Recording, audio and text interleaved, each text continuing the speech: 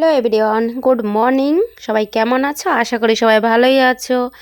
তো আজকে আমি যাচ্ছি সকাল সকাল, এখন বাজে সকাল 10টা 19 বাজে। তখন বাড়ি থেকে বেরিয়েছি বর আর আমি, আর আজকে যাব বরের চেক আপের ডেট, মানে মাসে মাসে ওকে ডাক্তার দেখাতে হয় এখন। তো আজকে আবার ডেট পড়েছে, তো আজকে হলো বৃহস্পতিবার, আর যাচ্ছি আমরা দত্তফুলিয়ায়। তো চলো, আর এইখানে দেখতেই পাচ্ছ পৌঁছে গেছি আমরা। আর এই যে কত ভিড়, এখনও কিন্তু ডাক্তার আসেনি। 12টা 20 বেজে গেছে, এখনও আসেনি, আসবে কখন দেখা যাক।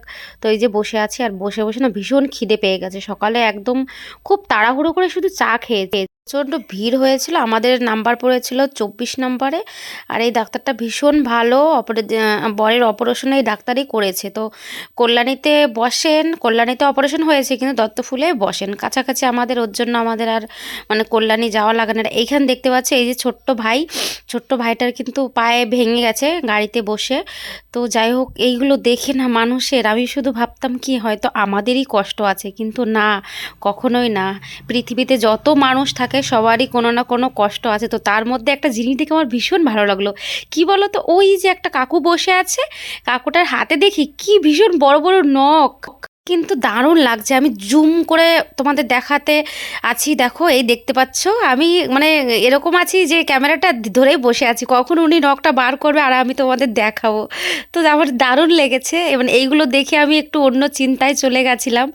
তো যাই হোক, ওই নখটা দেখে আমার আবার সেই ফানি ফানি মানে মনটা আবার ফিরে এলো, যাতে মনের মধ্যে একটা ফানি ফানি ভাব এলো, খুব ভালো লাগলো বা হাসি পেলো।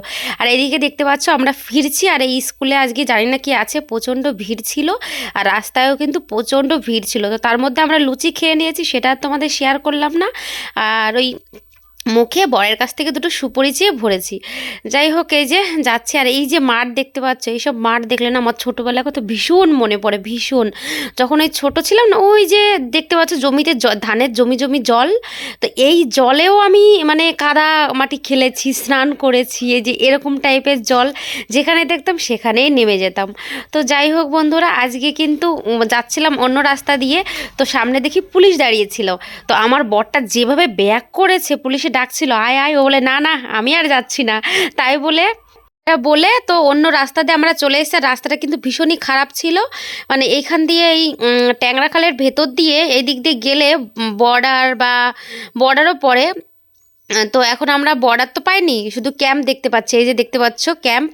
তো ক্যাম্পের ইয়েটা কিন্তু দারুণ ছিল, আর কত কত লরি দাঁড় করিয়ে রেখেছে, ধরেছে মনে হয়।